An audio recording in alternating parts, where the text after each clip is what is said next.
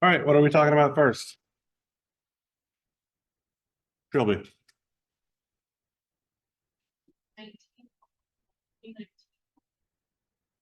18 and 19.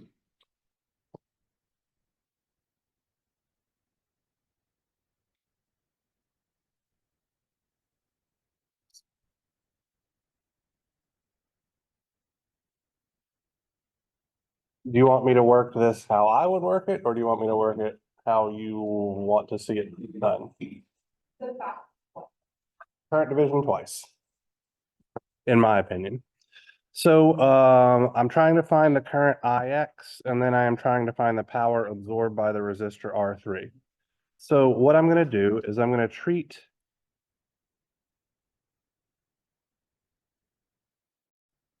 this network by its equivalent resistance, which is just going to be R1 in series with the parallel combination of R2 and R3. Using current division, we could then say 6 amps times 1 over REQ divided by 1 over REQ plus 1 over R4. I'm going to call this current IY. That's how I would solve part 18. And then for problem 19, I could say that IY is whatever IX was from part 18 times 1 over R3 divided by 1 over R2 plus 1 over R3. And then the power absorbed by the 3 ohm resistor is then 3 ohms times IY squared. Next. Patrick. All 2019 problem 6.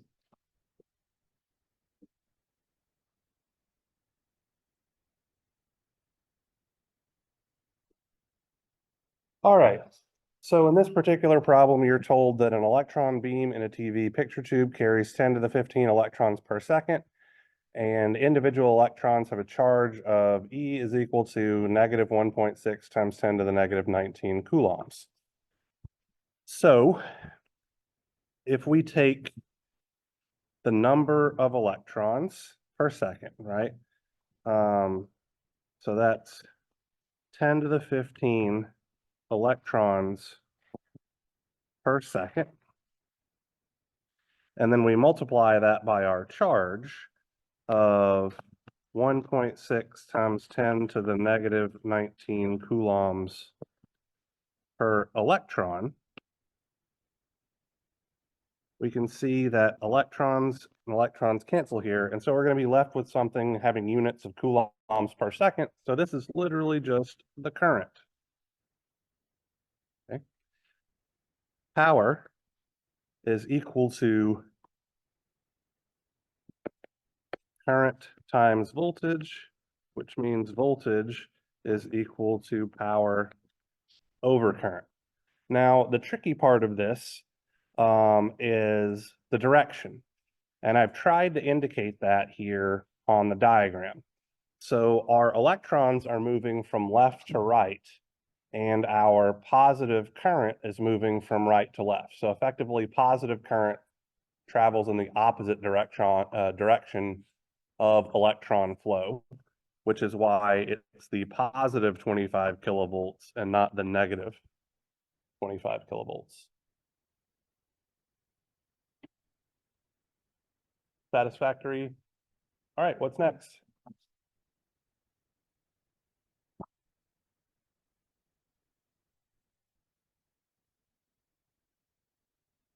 So how this works is when you guys stop asking me questions, I pack up my crap and leave. Patrick. 2019 problem 10. Problem 10. All right. So in this problem, we have a 48-volt battery connected to a network for some amount of time. If some amount of power is supplied by the battery. The equivalent resistance of the network is closest to blank. All right, so we know that current is equal to power divided by voltage. So we have enough information to find the current. Resistance is voltage divided by current. Done.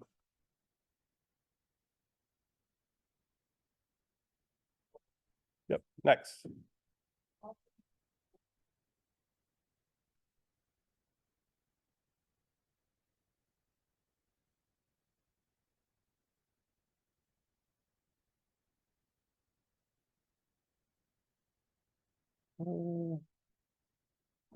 All right, so it's asking about the contribution of a particular source to the quantity Vx, which means we need to be employing superposition.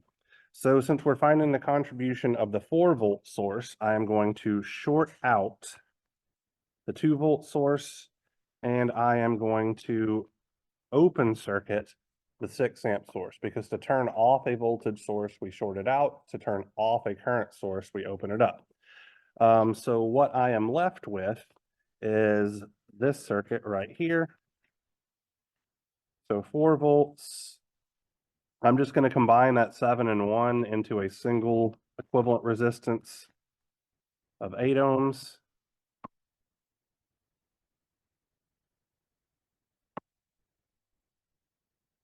Uh,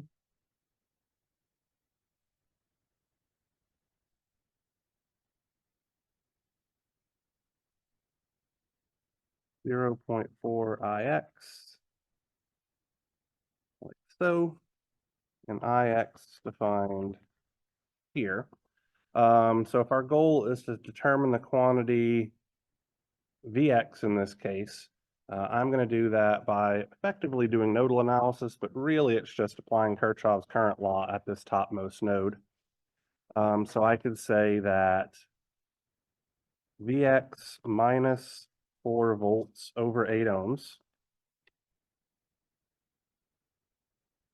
plus Vx over 3 ohms minus 0.4 Ix. All of that is equal to 0. And Ix is 4 volts minus Vx over 3 ohms. Solve that 2 equation, 2 unknown system for Vx, and I'm done.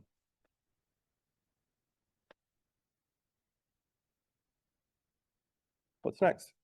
Shelby.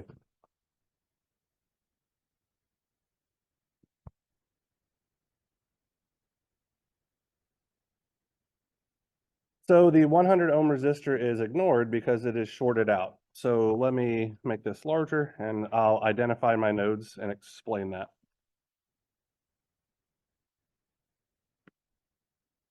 So if I identify my nodes here,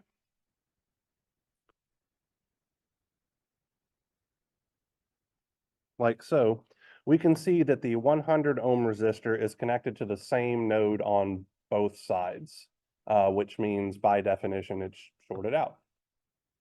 And since it's shorted out, it can't contribute to anything. Next question. Yes, ma'am.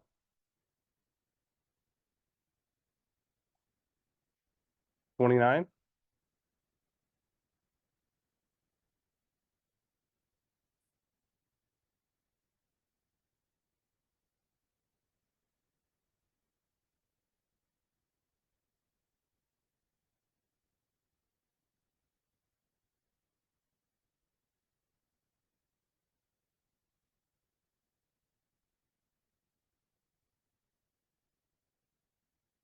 All right, so the maximum power that can be absorbed by RL requires us to have figured out what RL and, excuse me, what RS and VS is. So let's take a look at this thing here.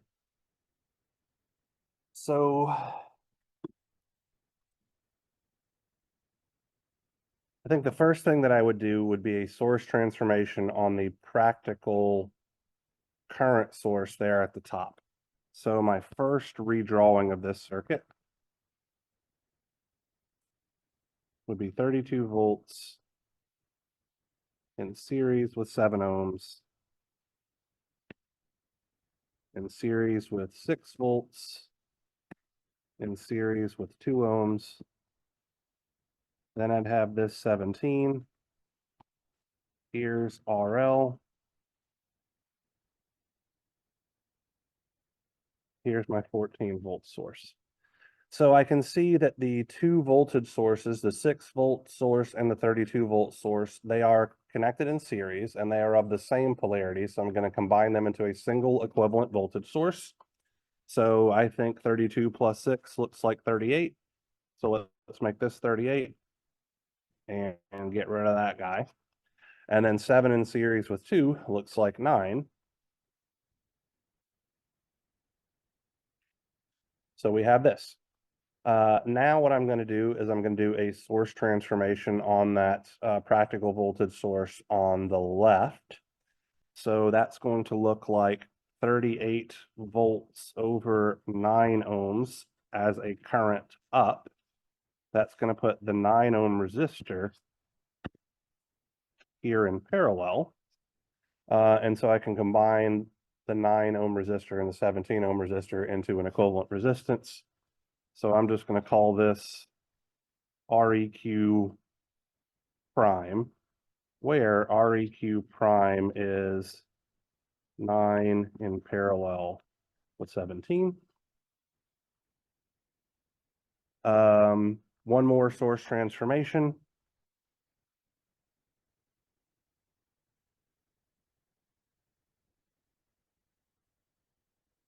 So now this guy right here is going to be 38 volts over 9 ohms times whatever REQ prime is.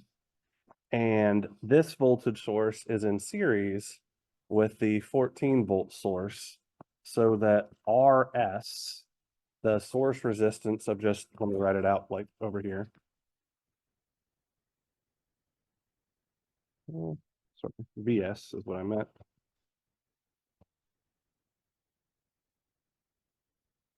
So RS and RL. So RS is REQ prime, and VS is going to be 38 volts over 9 ohms times REQ prime.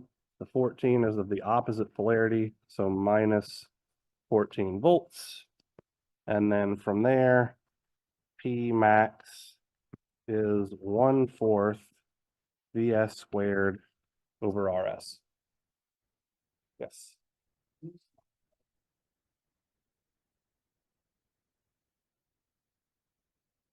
Either source transformation or Thevenin and Norton equivalent circuits. I would argue Thevenin and Norton equivalent circuits would probably be faster, but you're technically not being tested on that in this exam. So all of the circuits that I'm asking you about maximum power, you can use source transformation to get there. What's next?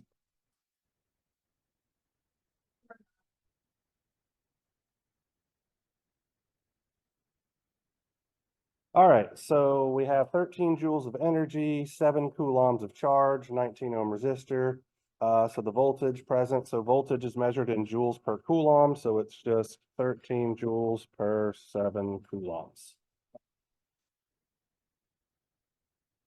Next, Brandon.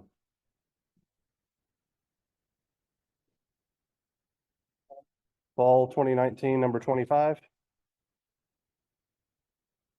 Sure.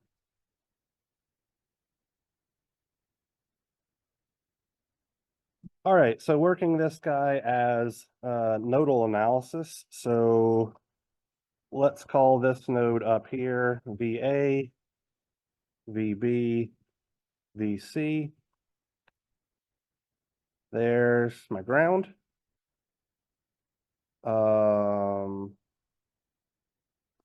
So I have one voltage source, so I'm going to have a voltage relationship equation that 2Vx is equal to Vc. Vx is equal to Vb. Now I'm going to do KCL at A and B. So KCL at A.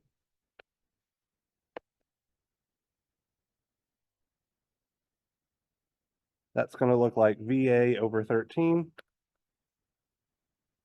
plus VA minus VB over 6.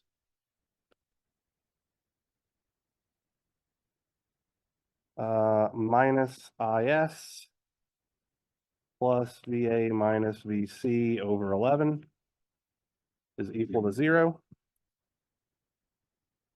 KCL at B, we're just going to have VB minus VA over 6 plus VB over 15 is equal to 0. Solve said system.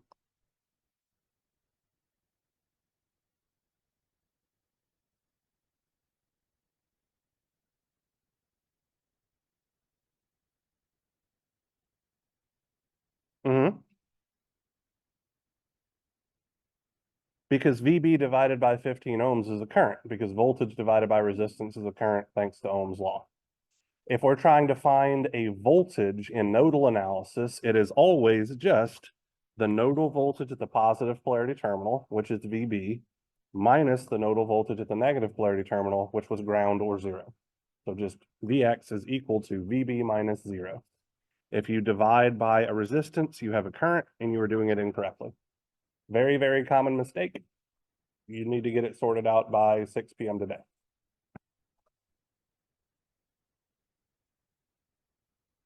Next.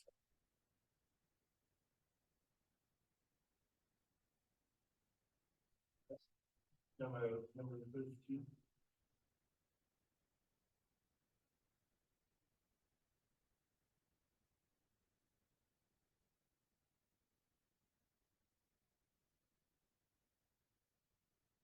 All right, correct expression for IY in terms of nodal voltages. So let's look here at this big ugly thing.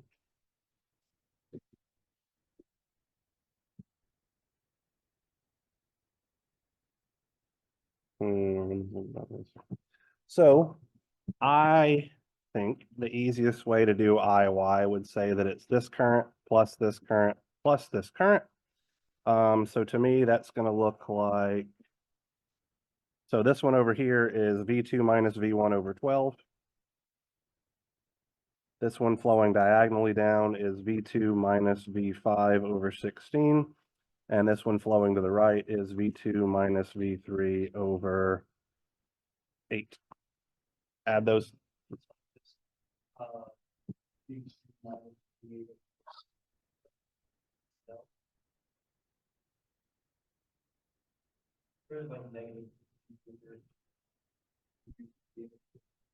Yeah, so Kirchhoff's current, if IY is the current flowing into that node V2, then it has to be equal to the currents all leaving the node at the same time. If Kirchhoff's current law must always be satisfied.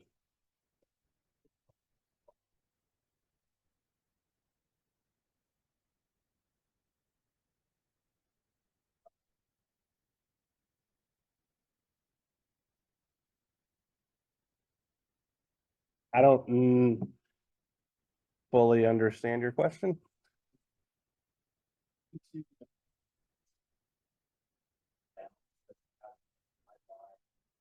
Looking at below the IY set. Oh, okay. So the problem there, so you could just as easily say that this current plus this current is equal, actually, that should be the opposite direction. These two currents add together to make IY. This current right here is the current flowing through a voltage source, which can't be expressed in terms of nodal voltages directly.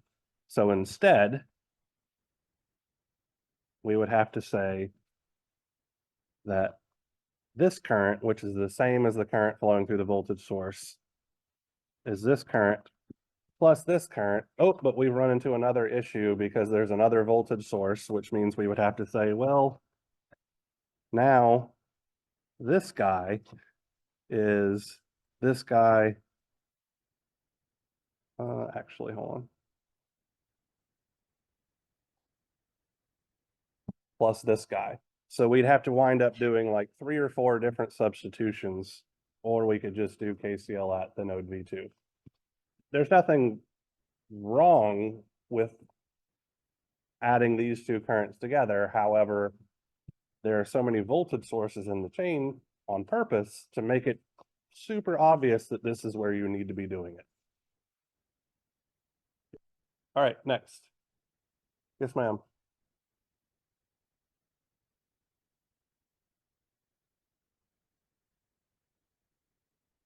Number 26.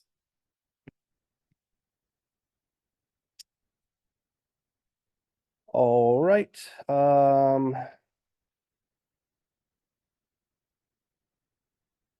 You have a preference as to nodal or mesh? Okay, either way seems fine here. So doing mesh analysis, let's call this mesh I1,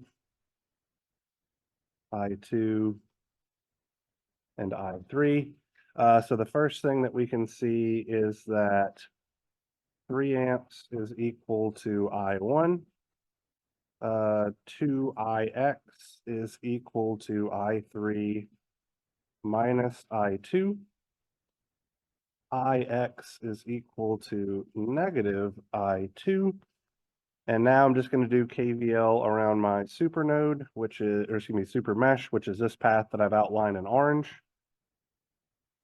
So that's going to be 13 I2 plus 8 I2 minus I1 plus 5 I3 plus 15 is equal to 0.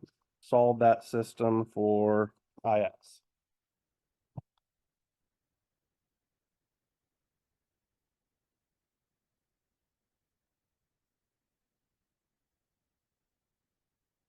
You don't have to do any kind of what? Yeah. Yep, no problem. Build it.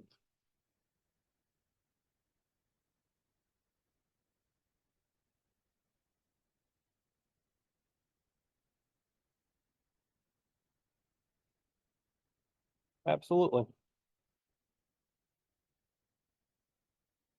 All right, so number 11,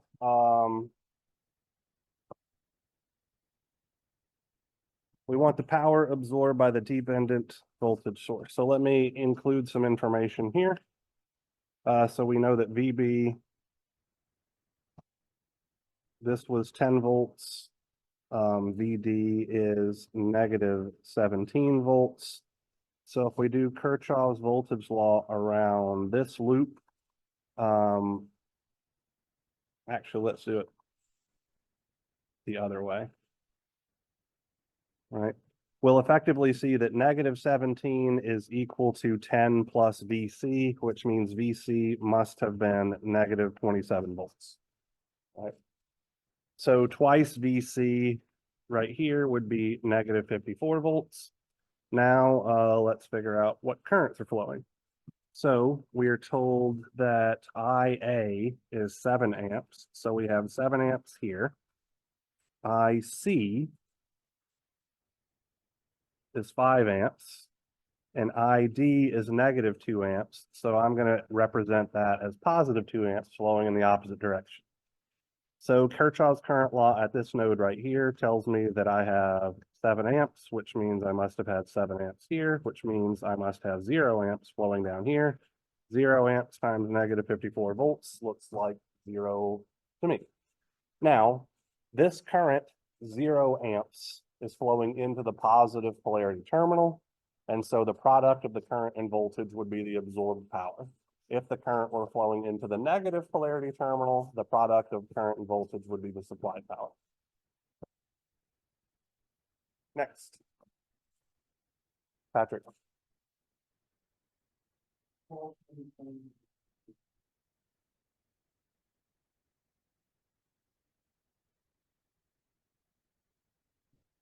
Mm-hmm. Yep. All right, so we want to find Vx here.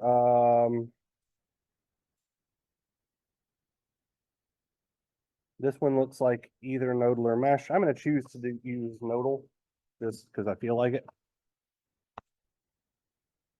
So that'll be my ground. And I'm choosing that to be my ground because it's the node connected to the most voltage sources so that I can be lazy, which means I know the voltage at this node, sorry, my thickness is weird, is 8 volts and the voltage at this node is 1 volt. So this is an unknown. And this is an unknown. And those are my only two unknown voltages, right? So I could say that IX is equal to VA minus VB over 2 ohms. KCL at A is going to be VA minus 8 over 7.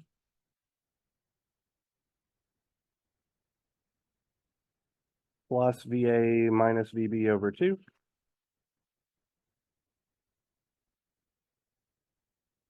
That 2 looks atrocious. KCL at B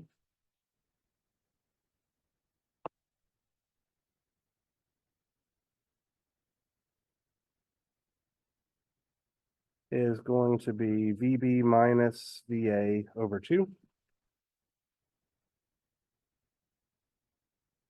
Plus 1 amp. Minus 4 amps.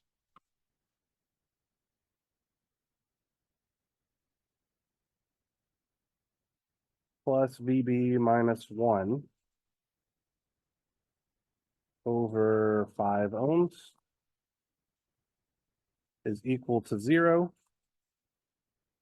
And then Vx would just be VB minus 8 volts.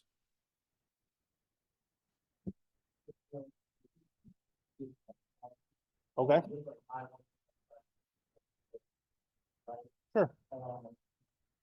And the answer to which even though the 500 and 5 or 7 here, how does that work? It's literally just KVL around this path.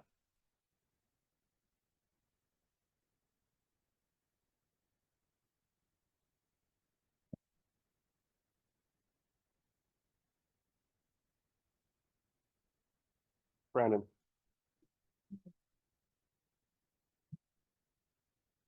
Number 22 on the winter 2019.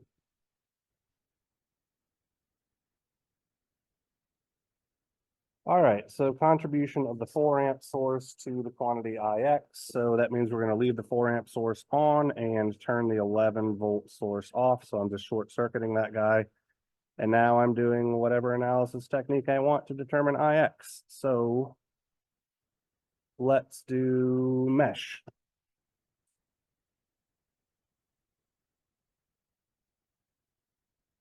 So here's I1, I2, and I3. So from the jump, I can see that 4 amps is equal to I1. 3IX is equal to I1 minus I2. IX is equal to negative I3. KCL at mesh 3 is going to give me 12 I3 minus I2, excuse me, plus 3 I3 is equal to 0. Solve that system for IX. Yep.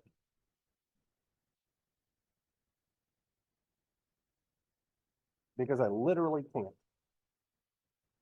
Any mesh that I tried to write around that dependent current source there in the middle would include the voltage drop across the 4 amp source, which literally cannot be expressed in terms of our mesh currents.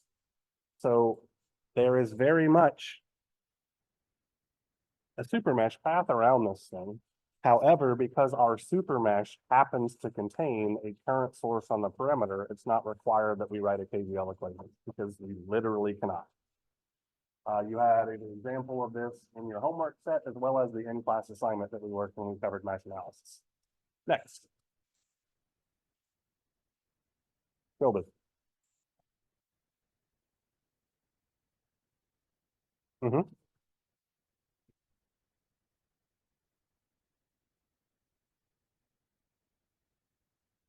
Sure. All right, so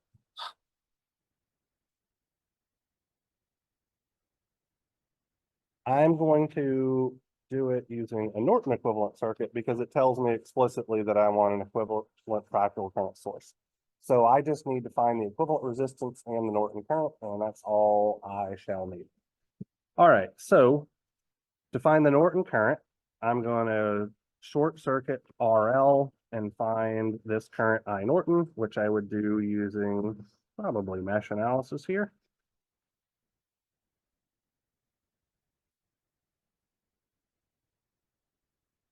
So we can see that 2 amps is equal to I2 minus I1. KVL around my super mesh is going to look like negative 11 plus 18 I1 plus 11 I2 plus 14 I2 minus I3 plus 7 is equal to 0. And then I do KVL around mesh 3, negative 7 plus 14 I3 minus I2 is equal to 0. Solve that system, and I3 is the same as I Norton. For the resistance, I need to be looking in at a dead network. So let me erase all these mesh currents here really quickly. So for my dead network, this is a short circuit, this is a short circuit, this is an open circuit. And so to me, just eyeballing this thing, REQ is going to be 14, in parallel with the series combination of 11 and 18.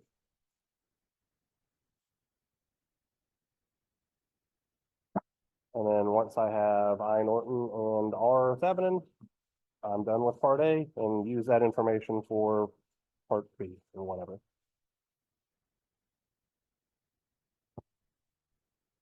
Next.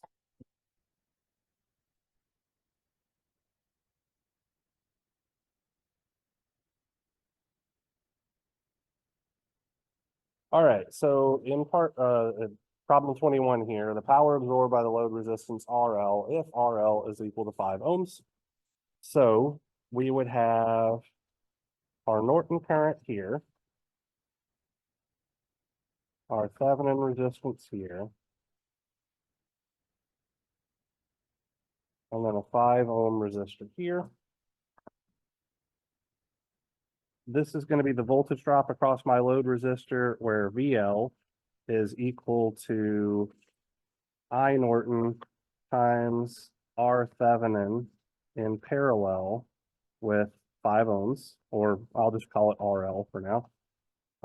And then PL is just VL squared over RL.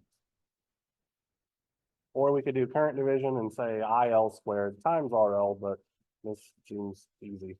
So, yes, ma'am. Number 8.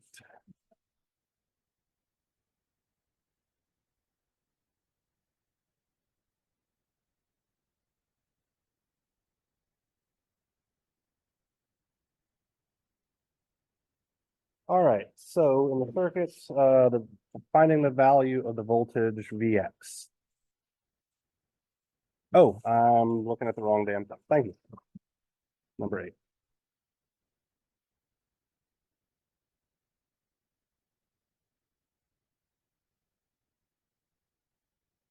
So I honestly think there might be a typo here. Let me look at it and see if this is the one that I screwed up.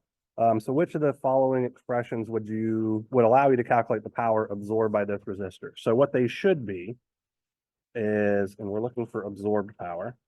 So it should be I squared, that's I sub 2. I squared times R is one of them. V squared over R. And then because we want absorbed power, it should also be negative I times V. So those are what the three correct answers should be. So I squared R is there. V squared over R is there. Negative IV is also there.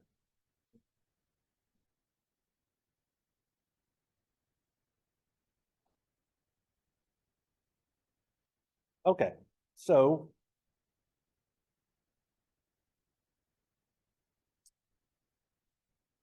the reason why this one right here is negative is because absorbed power is we want the current flowing into the positive polarity terminal. So if the current's flowing into the positive polarity terminal, it's just I times V.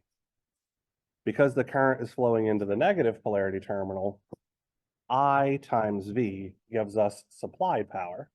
And to convert supply power into absorbed power, we just add this negative sign right here.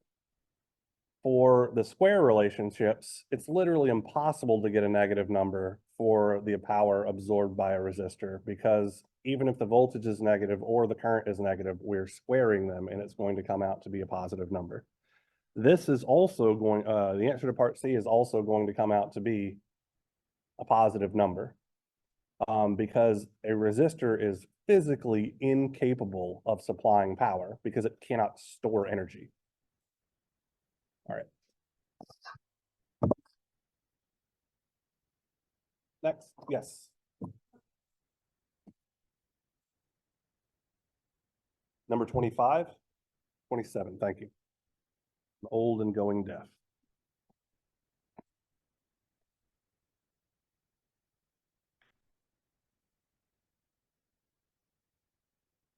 So the voltage Vy, let's say that we were just using the results of the mesh analysis that we had done for part 26, okay? So the voltage Vy using Kirchhoff's voltage law would be the voltage drop across this 8 ohm resistor plus the voltage drop across this 5 ohm resistor.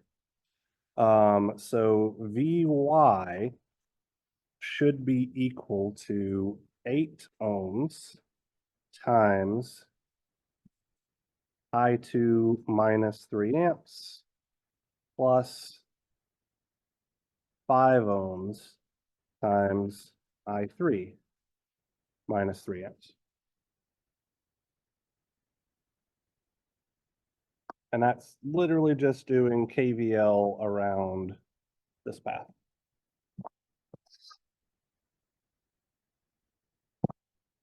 Yes, ma'am.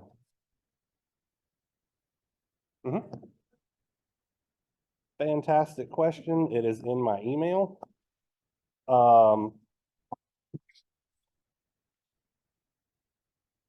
Let me find it, and then I will also put that information on Canvas.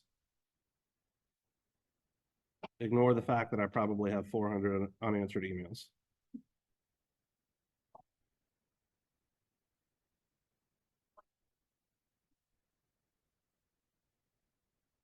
I'm gonna say yes, because I don't remember.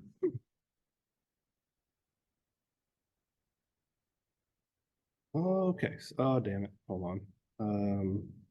Filter by date.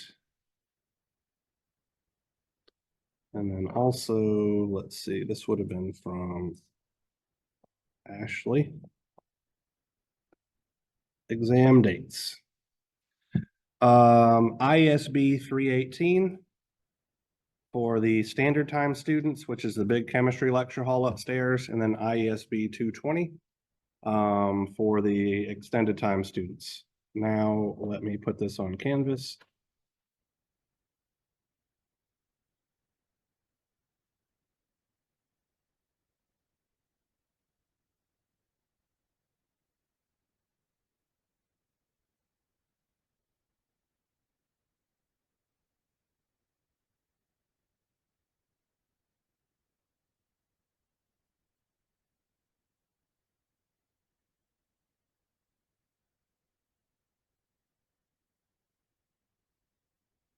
All of the other exams should be in the same place, so I'm just gonna call this exam location.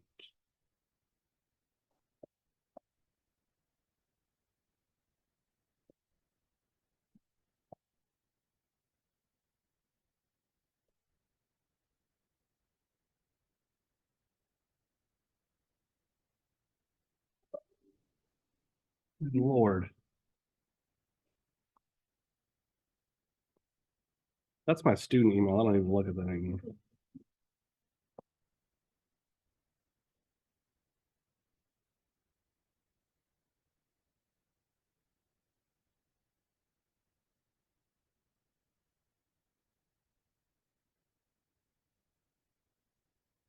$220, right? Yep.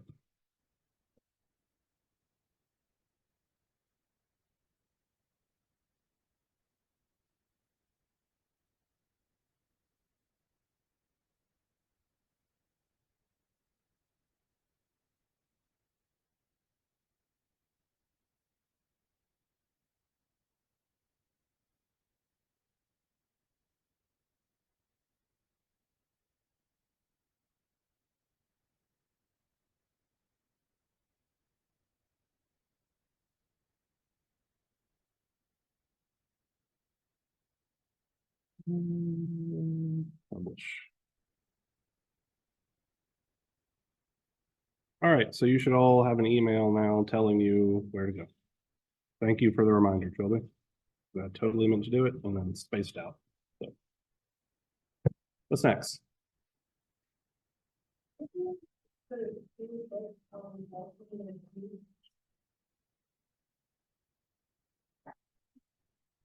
Fall 2019, number 26, you said, Claire?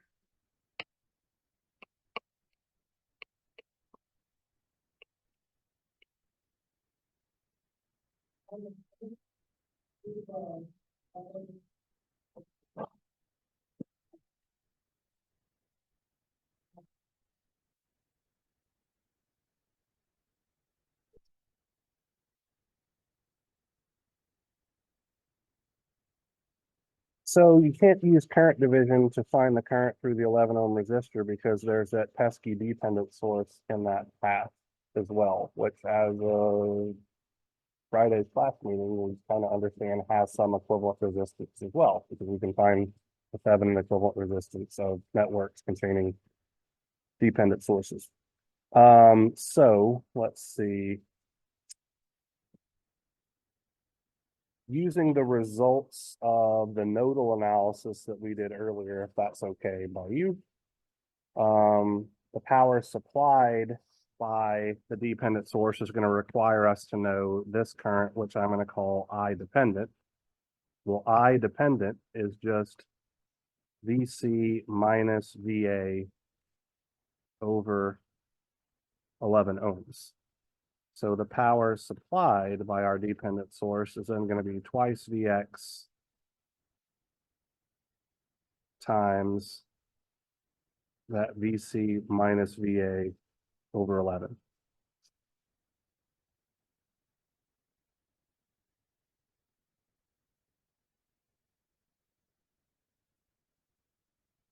Was that satisfactory, or do you want me to? Okay.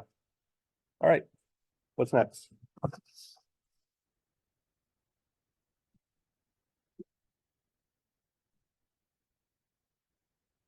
Yep.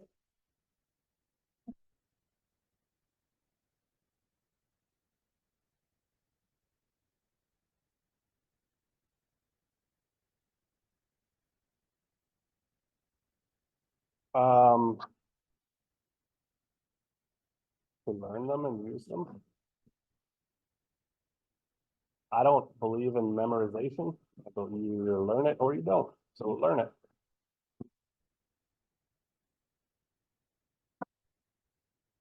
Why I suck at biology. Nothing to learn. Bunch of bullshit to memorize, in my opinion. What's next? Yes, ma'am.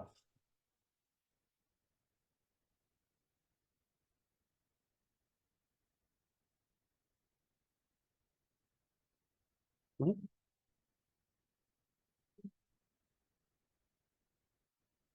It can be if it is exactly two resistors in parallel. I personally, like, I stopped teaching that method several years back at this point because it is slightly confusing in as much as if you're using that method to where it's just one resistance over the sum of two resistances, the resistance in the numerator is actually the resistance of the branch you don't want the current flowing through, which is pretty confusing. So I think you'll get, I know it's more tedious, but you'll do better if you use the reciprocal of the resistance relationship. And that one can also be used for literally any number of resistive paths in parallel, whereas the other method is only valid for two. So, yeah, some of my solutions still use the old method, but nothing stopping you from using the what I would consider a better method and getting the exact same result. Yes, ma'am.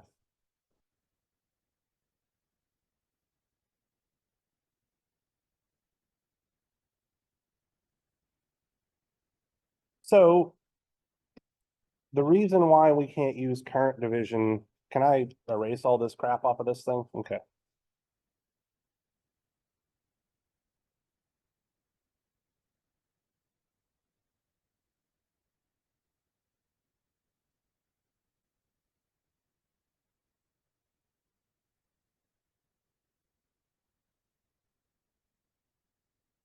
So the reason why we couldn't use current division to determine the current flowing through the 11 ohm resistor in this particular circuit is because that dependent source is there. Realistically, if we disconnected this network to the right and found the Thevenin equivalent resistance of this network, we could then use current division because it would be just a resistor. But because we have something that isn't just a resistor in parallel with our current source, that's what's preventing us from using current division in this case. So I don't want to say generically that it can't be done because that's not true. It just can't be done in this particular instance because of the way the circuit is set up.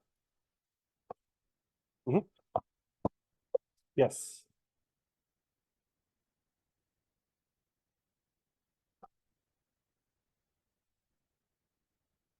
Number 16.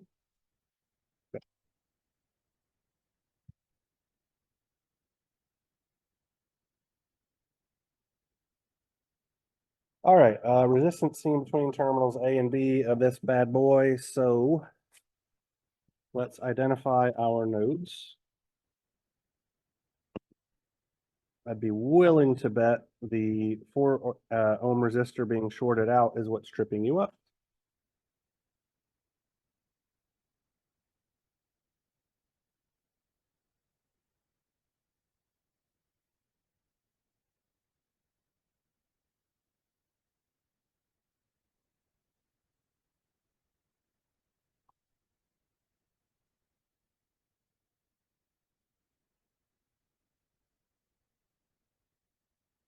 All right, so here's terminal A, B, C, and oh, that's confusing as hell.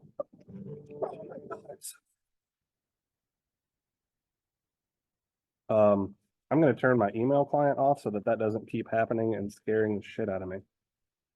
It's called this node up here C because it's connected to terminal C, and let's make this one E. All right, so I would work this by stretching things out. Now I got to find space to do it. Let's see if we can sneak it in down here. So here's A, here's B. So obviously to go from A to B, I have to go through E first. So to go from A to E is the 49. And now I have lots of different ways to go from E to B. So I can see that I can go from E to B through the 34, the 5, or the 13 directly. So those three are going to be in parallel. Because there's not a lot of space here, I'm literally just going to write this as 13 in parallel with 5 in parallel with 34. By the way, just for a heads up on the exam, I only have one problem per page so that you don't have to cram everything into a small area. And there's also going to be a couple of pages of blank pages at the end for you to tear off and use for your work as is needed as well. All right, so I've got this guy taken care of, this guy, this guy, this guy. I can go from E to C to B. So let's put C right here. To go from E to C is the 8. To go from C to B is the 50.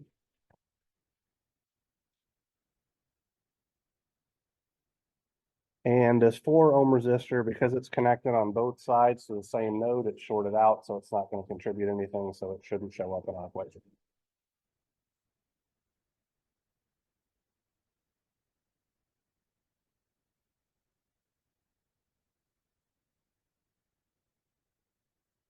Because it's connected to the same node on both sides, so it's in parallel with a short circuit.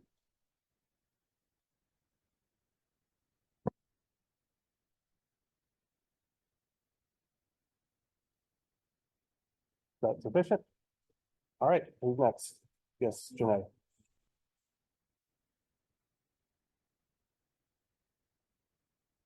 All right, so we want the voltage Vx. So I'm going to find Vx by applying Kirchhoff's voltage law around this path that I've outlined here in red.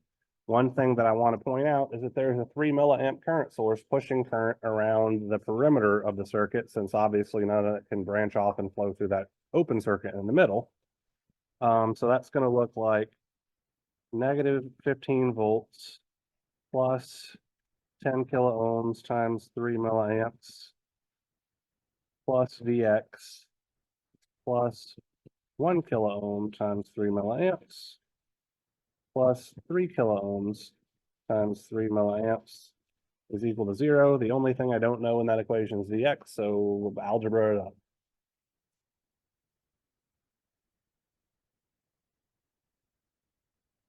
Yes.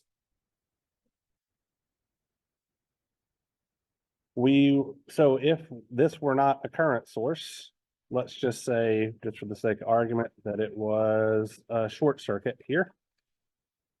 Let's call this current I. Everywhere you see 3 milliamps, replace it with I, and then you would need a second equation that could come from doing KVL around the outside loop. And that would allow you to calculate it because you'd have 2 equations, 2 unknowns. Yes, ma'am. Sure, nothing wrong with that whatsoever.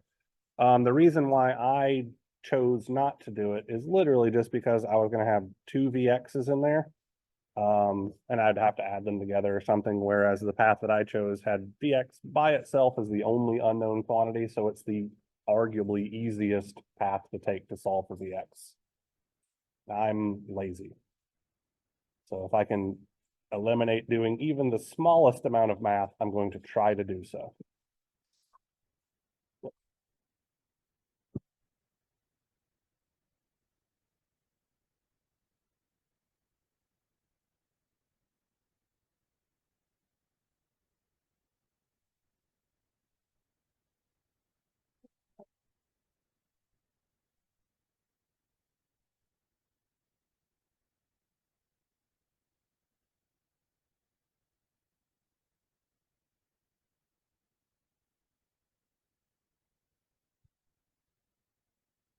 All right, so we're trying to find the value of the voltage V2. A couple of different ways that I can think of to do this.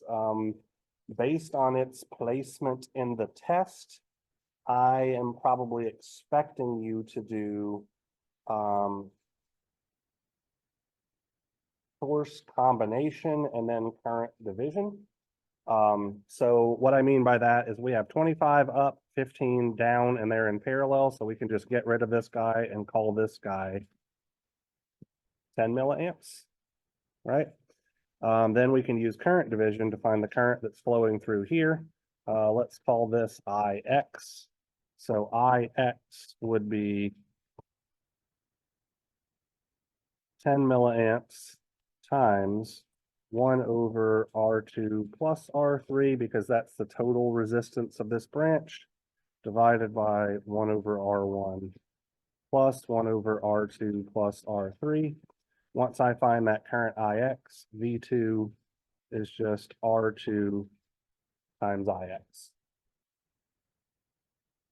Another way to do it, based on how much you guys currently know, would be that same, actually, let's leave that as a 10 milliamp.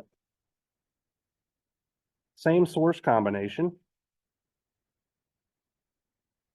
but now we can do a source transformation. So this would be a voltage source that is 10 milliamps times R1 in series with R1. And now we could say that V2 is 10 milliamps times R1, which is our known voltage, times R2 over R1 plus R2 plus R3. So that's just voltage division after doing a source combination and then a source transformation. And realistically, if you wanted to just do complete and utter overkill, you could always do modular mesh as well. They're very much not required for this circuit. Faith. Would I do it with nodal? Sure. Killing me.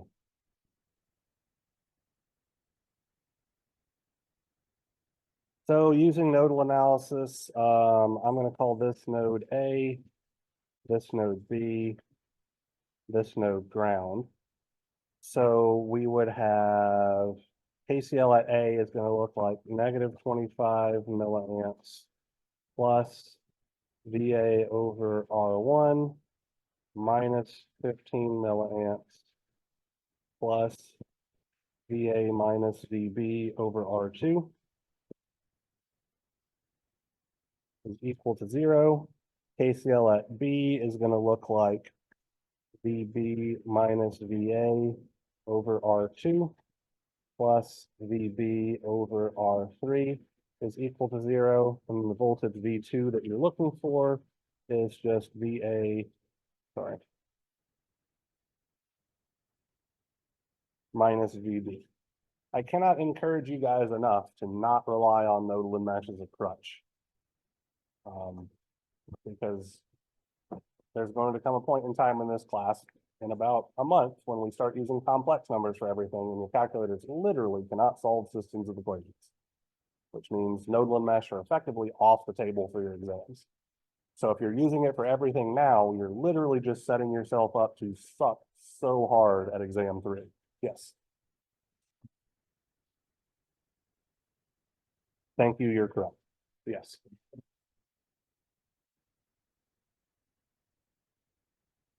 So I'm gonna guess it's just putting in your calculator incorrectly. There can't be anything else other than Gary fixing my mistake of a sign on that 15 milliamps. Everything else is legit. Yes, ma'am.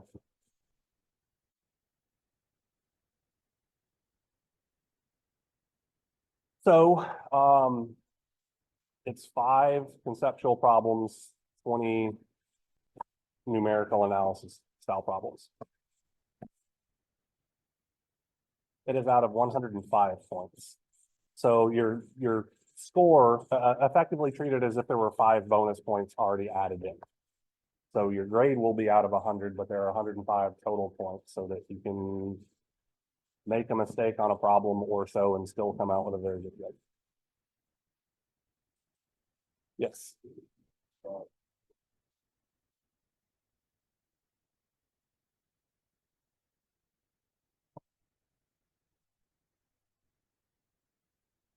If you're paying any attention whatsoever when we're reviewing these old tests, you will see that the topics covered are literally in the order the topics were covered in class. So you should arguably be able to figure out what I'm expecting you to do based on where the question is.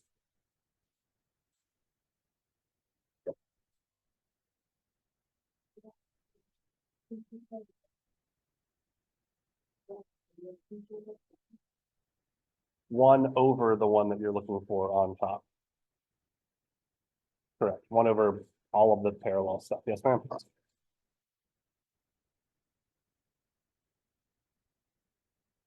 So I have no issue whatsoever explaining that, but that is not on this test at all. So do you want me to explain it now or do you want me to do it later? Okay. Yep. Yeah, Thevenin and Norton equivalent circuits, you are not being directly tested on in this exam. So you can use it to assist you, particularly in the last two problems on the test, which will be, effectively, I mean, can't use words. I don't know. So like something like this represented by an electrically equivalent practical source, maximum power transfer kind of thing, like you can use Thevenin and Norton circuits for that as opposed to doing source transformations. But the test was designed so that you can just use source transformations for everything if you're not comfortable with Thevenin and Norton. So source transformations and maximum power transfer theorem, which is the last topic that we covered before the break, is the last material on this agenda. Yep.